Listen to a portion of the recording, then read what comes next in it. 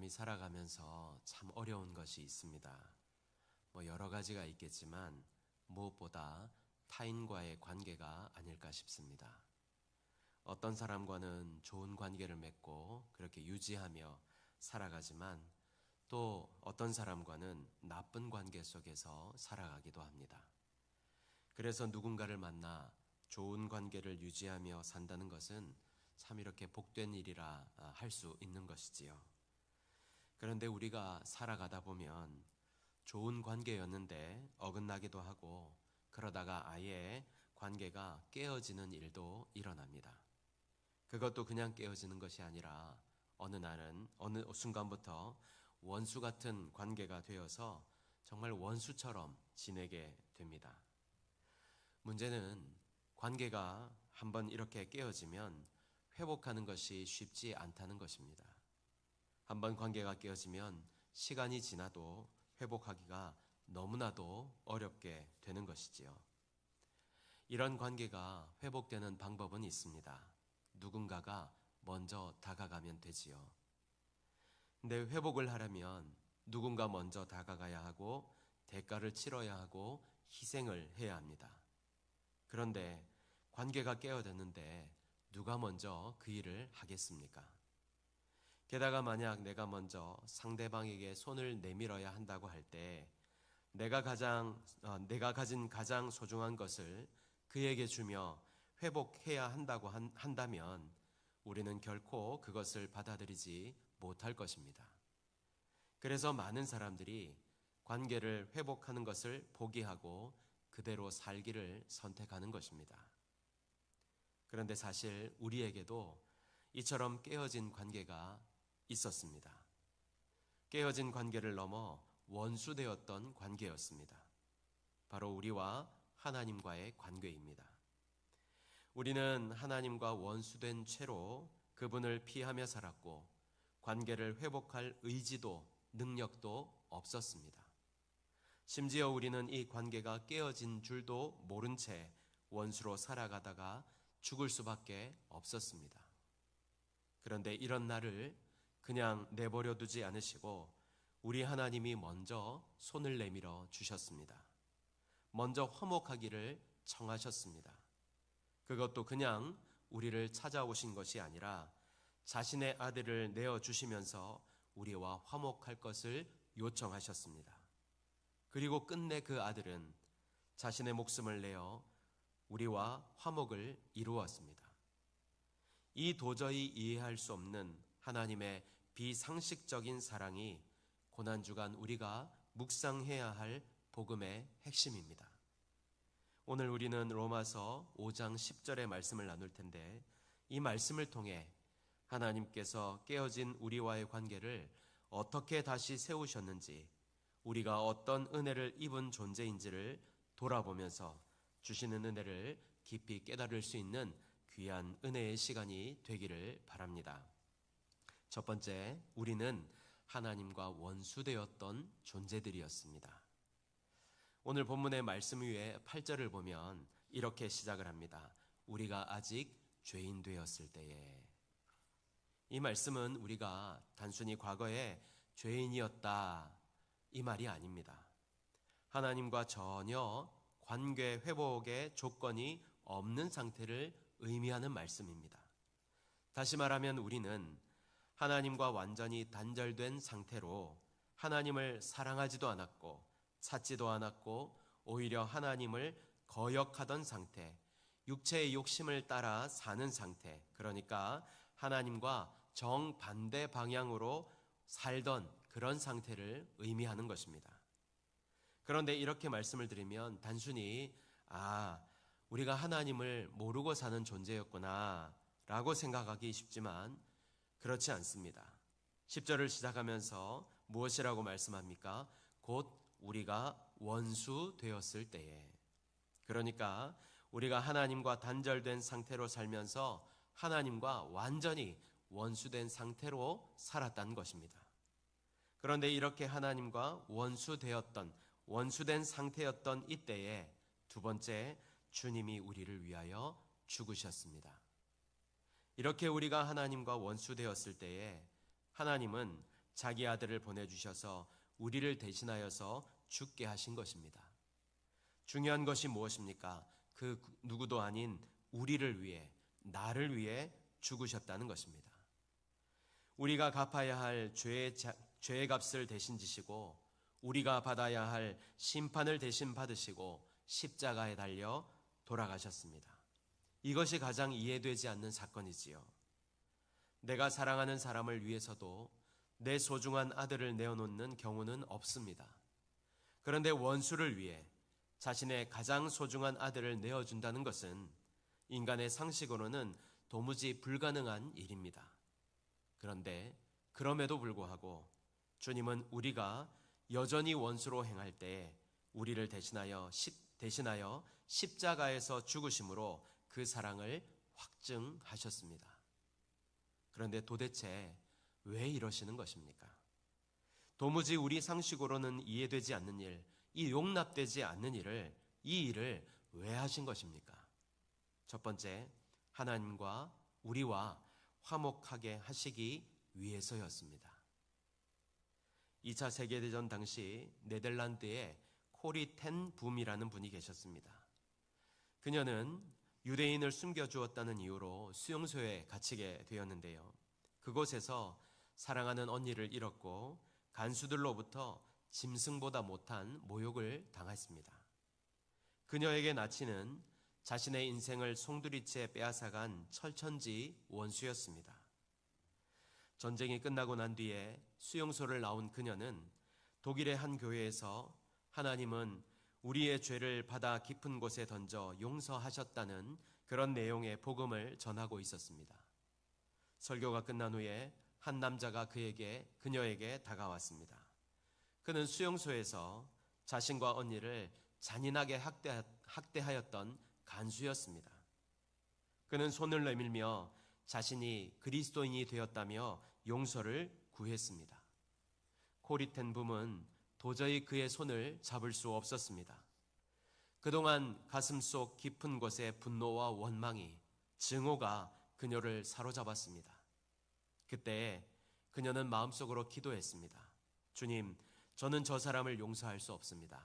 그러나 주님이 원하시는 화목의 손을 내밀 수 있도록 도와주십시오. 기도를 마친 후에 의지적으로 손을 내밀었고 그의 손을 잡는 순간 하늘의 평강과 사랑이 그녀에게 임하였습니다. 그리고 그녀는 눈물을 흘리며 형제여, 당신을 용서합니다. 온 마음으로 당신을 용서합니다. 라고 고백했다고 합니다. 여러분, 코리 텐 붐이 원수된 그의 손을 잡았을 때 비로소 그녀 안에 또 그의 가운데 진정한 회복이 일어났습니다. 이것이 하나님께서 2000년 전 십자가에서 우리를 향해 하셨던 일입니다. 우리는 하나님을 거역하고 아프게 했던 원수였음에도 불구하고 하나님은 우리를 심판하신 대신 당신의 아들 예수 그리스도를 보내주셔서 화해의 손길을 주셨습니다. 원수와 같은 원수된 우리를 위해 부모 자식 간의 관계를 맺기 위해 자신의 아들을 십자가에 매다셨습니다. 이유가 무엇이라고요? 우리와 화목하기를 원하셨기 때문입니다. 여러분, 화목은 단순히 기분이 풀린 것이 아닙니다. 하나님과 우리 사이의 관계가 완전히 바뀐 것입니다. 원수였던 우리가 이제는 자녀가 되었고 단절되었던 우리가 이제는 하나님과 함께하는 존재가 된 것입니다. 그러므로 여러분, 나를 향한 주님의 이 회복하기를 원하시는 주님의 손길을 이제 붙드시기를 바랍니다. 더 이상 하나님과 나와의 관계를 깨트리는 죄 가운데 머물지 말고, 더 이상 하나님을 외면하지 말고, 더 이상 원수된 자리에도 머물지 마십시오. 이제는 주님이 주시는 이 회복의 은혜를 받아 누리시기를 바랍니다.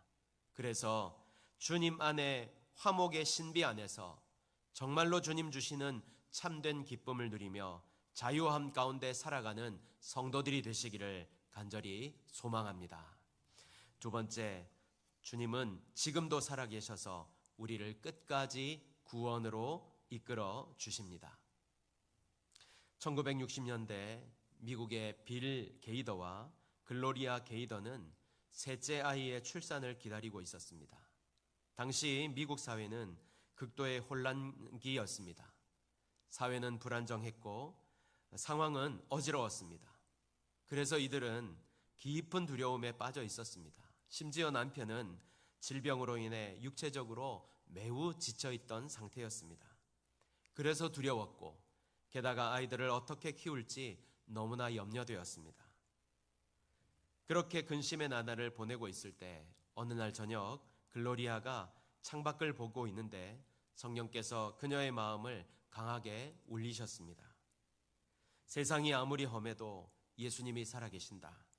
주님이 내 일을 붙들고 계시는데 무엇이 두려우냐. 이런 감동이 밀려왔습니다. 그래, 내일 일은 모르지만 주님이 계시잖아. 그분이 내일 일을 붙들고 계시잖아. 이렇게 외쳤습니다. 이 확신 속에서 지은 찬양이 살아계신 주입니다. 우리가 잘 아는 살아계신 주. 살아계신 주, 나의 참된 소망, 걱정 근심 전혀 없네. 여러분, 모래 위의 발자국이라는 애니메이션 내용을 다 아시지 않습니까? 이 애니메이션의 내용이 무엇입니까? 인생의 뒤를 돌아보니 내가 고통스러울 때, 힘들고 아플 때, 포기하고 싶을 때 내 인생에서 발자국은 하나밖에 없었습니다. 그래서 주님께 절규했지요. 왜 내가 어려울 때 주님 외면하셨습니까? 왜 나를 홀로 버려두셨습니까? 이때 주님이 이렇게 말씀하셨습니다. 그때마다 내가 너를 업고 갔다.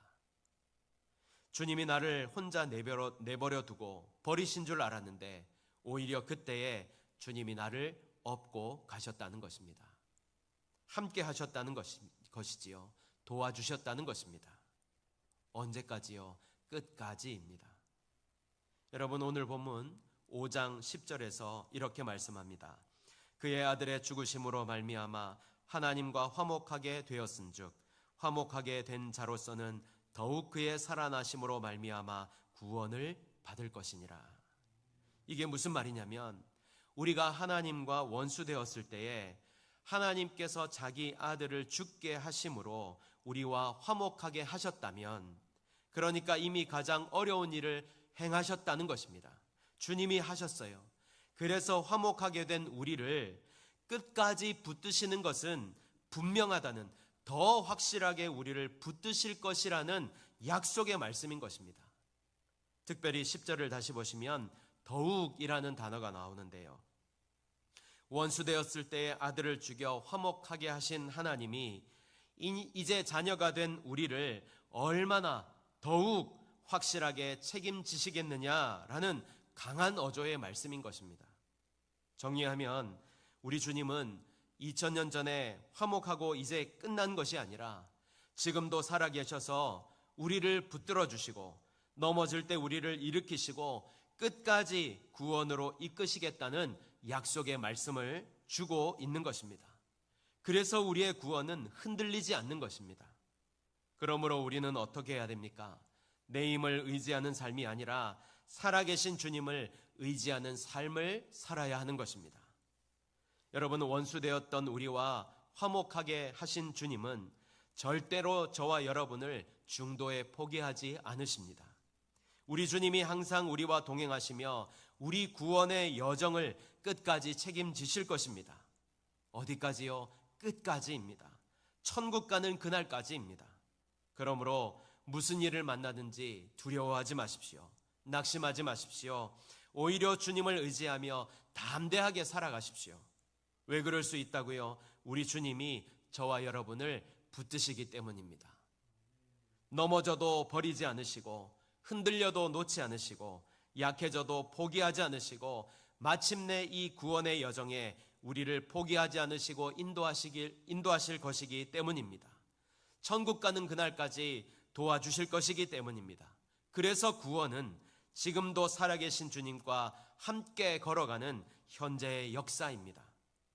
이 믿음으로 우리와 화목할 뿐만 아니라 끝내 우리를 붙드시고 인도하시는 주님과 날마다 기쁨으로 동행하며 살아가는 믿음의 사람들이 되시기를 예수님의 이름으로 축복합니다.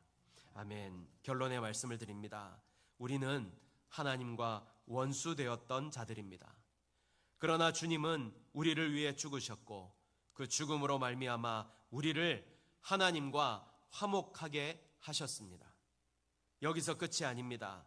주님은 지금도 살아계셔서 우리가 넘어질 때마다 일으켜주시고 끝까지 구원의 자리로 인도하십니다. 그러므로 여러분, 어떤 환경을 만나든지 두려워하거나 낙심하지 마십시오. 무엇보다 주님이 내 삶을 붙들어 주시고 인도하고 계심을 믿으시기를 바랍니다. 이 믿음으로 하나님과 화목하게 된 자로서 주님 안에 항상 거하고 동행하면서 주님을 의지하며 끝까지 믿음으로 걸어가는 성도들이 되시기를 예수님의 이름으로 축복합니다. 아멘.